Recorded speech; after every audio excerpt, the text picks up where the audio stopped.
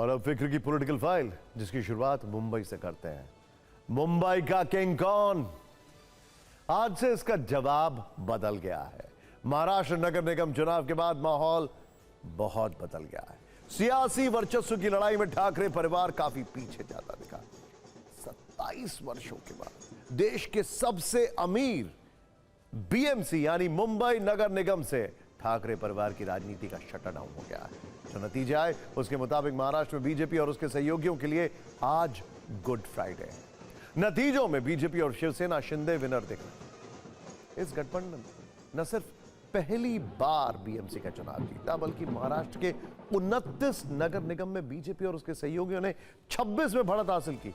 विपक्ष को सिर्फ 3 नगर निगम में बढ़त मिली, यानी करीब 90% नगर निगमों में बीजेपी और उसकी सहयोगी शिवसेना शिंदे कामयाब रही या वो जीत चुके हैं। इससे आप बीजेपी के पक्ष में लैंडस्लाइड विक्ट्री भी कह सकते हैं। सबसे ज्यादा चर्चा बीएमसी की है, जहां वर्ष 1997 के बाद पहली बार बीएमसी का मेयर शिवसेना उद्धव गुट से नहीं होगा। यहां फडणवीस और शिंदे की जोड़ी ने ठाकरे ब्रदर्स का किला ध्वस्त कर दिया है। इस तरह अपने आखिरी गढ़ से शिवसेना यूबीटी आउट हो गई। अब तक घोषित नतीजों के मुताबिक बीजेपी गठबंधन ही 227 सीटों वाली बीएमसी का बॉस है।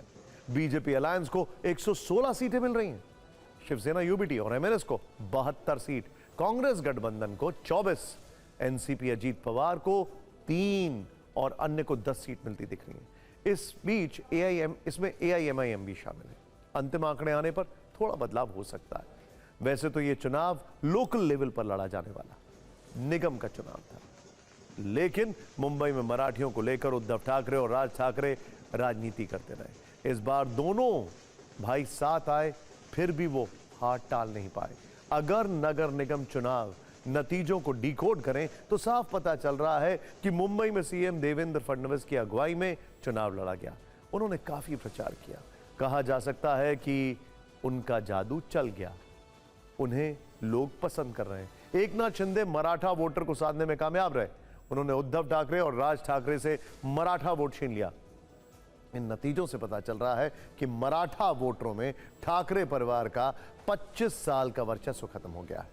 बाल ठाकरे वाली अपील दोनों भाइयों में नहीं है, इसीलिए शायद दोनों ठाकरे भाइयों का साथ आना भी काम नहीं आया। अकेले कांग्रेस के लिए मुंबई जीतना मुश्किल है। हालांकि कई जगहों पर कांग्रेस ने अच्छा प्रदर्शन किया है। पवार परिवार मुंबई में फिर कमजोर साबित हुआ है। न शरद गुट कुछ कर पाया और न ही अजीत गुट। नतीजे ये भी बताते हैं कि सीएम फडणवीस और डिप्टी सीएम शिंदे की जोड़ी पर मुंबई को भरोसा है। वैसे बीजेपी गठबंधन के लिए कामयाबी की बात यह भी है कि उसे सिर्फ बीएमसी में जीत नहीं मिली है, बल्कि उसने नागपुर, पुणे, ठाणे, नवी मुंबई, पिंपरी चिंचवाड़ और नासिक में भी बढ़त बनाई है। ये सारे बड़े और धनवान नगर निगम हैं। शानदार जीत के बाद देवेंद्र फडणवीस मुंबई में बीजेपी के दफ्तर पहुंचे। बीजेपी कार्यकर्ताओं ने जश्न मनाया। फडणवीस ने कहा कि महाराष्ट्र पीएम मोदी पर बहुत भरोसा करता है। महानगरपालिकेच्या निवडणुकीमध्ये भारतीय जनता पार्टी आणि महायुतीला महाविजय मिळालेला आहे आणि एक प्रकारे सगळे रेकॉर्ड हे आपण त्या ठिकाणी तोडलेले आहेत। आज महाराष्ट्र में 29 महानगरपालिका के चुनाव में 25 जगह पर भारतीय जनता पार्टी और मित्रों का विजय हुआ है। महाराष्ट्र की जनता ने भारतीय जनता पार्टी पर पूर्ण विश्वास दिखाया है आणि ज्या प्रकारे वेगवेगळ्या महानगरपालिकांमध्ये रेकॉर्ड ब्रेक अशा पद्धतीचं मॅन्डेट आहे। या मॅन्डेटने एक गोष्ट स्पष्ट केली आहे की लोकांना विकास हवा आहे, लोकांना प्रामाणिकता हवी आहे आणि म्हणून लोकांनी आपल्याला या ठिकाणी निवडून दिलेला आहे। ये नतीजे विपक्ष के लिए चिंता की बात है। हालांकि शिवसेना यूबीटी इसे स्वीकार नहीं करना चाहती है। संजय राउत ने आज ही कहा कि आंकड़े झूठे हैं, लेकिन महाराष्ट्र का माहौल क्या है, इन बयानों से समझिए।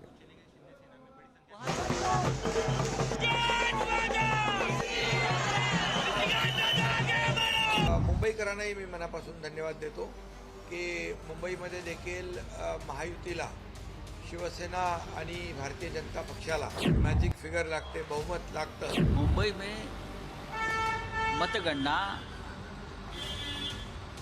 जिस तरह से शुरू है, पूरे निर्णय नतीजे आने के लिए रात के 12 बजेंगे, रात को 12 बजे। जो आंकड़े सामने आ रहे हैं वो झूठे हैं। मैं ये मानता हूँ कांटे की टक्कर है, टक्कर चल रही है। अभी मेजॉरिटी मेयर की कुर्सी पे जय श्री राम और आई लव महादेव के विचार के सोच के हमारे मेयर सब जगह महायुति के बैठने की पूरी तरीके से तैयारी है।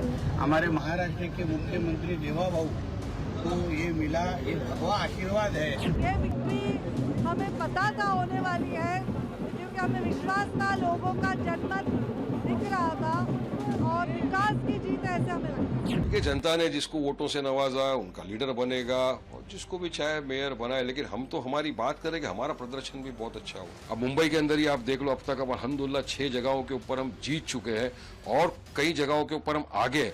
तो ये दर्शाता है कि पब्लिक जो थी, जनता ने पूरी तरह से असद ओवैसी साहब की क़यादत को अपनाया। ठाकरे परिवार अपना मजबूत किला क्यों नहीं बचा पाया, आपको इसकी 9 वजह बताते हैं। पहला, मराठी मानुष वाली राजनीति नाकाम रही। दूसरा, मराठा वोटर्स में शिंदे गुट की पैठ पड़ी। तीसरा, मुंबई के सामने नया मॉडल नहीं रख सके। चौथा, एंटी उत्तर भारतीय की छवि से नुकसान पहुंचा। पांचवा, मुंबई में गैर मराठी लोगों की आबादी बढ़ी। छठा, शिंदे के साथ कई मराठी नेता अलग हुए। सातवां, सीट शेयरिंग फॉर्मूले को लेकर सवाल उठे। आठवां, लगातार हार से कैडर का उत्साह कम होता गया। और नौवां, हिंदूवादी छवि कमजोर होने से भी नुकसान हुआ। और सबसे बड़ा फैक्टर, जनता ने चेंज के लिए वोट किया है, यानी वो खुश नहीं थे जिस तरीके से चीजें चल रही थीं। तो अब जिनको वोट किया है उनको संभल के चलना चाहिए। ठाकरे परिवार की हार के बाद अन्ना मलाई और रसमलाई एक बार फिर से ट्रेंड कर रहा है। बीजेपी सांसद पीसी मोहन ने रसमलाई की तस्वीर के साथ ठाकरे परिवार पर कटाक्ष करते हुए लिखा, ऑर्डर सम रसमलाई, यानी रसमलाई ऑर्डर कीजिए। असल में बीएमसी चुनाव में प्रचार के दौरान राज ठाकरे ने तमिलनाडु के बीजेपी नेता अन्ना मलाई का मजाक उड़ाते हुए रसमलाई वाला तंज किया था, जिसका जवाब बीजेपी सांसद ने उसी भाषा में दिया। खैर,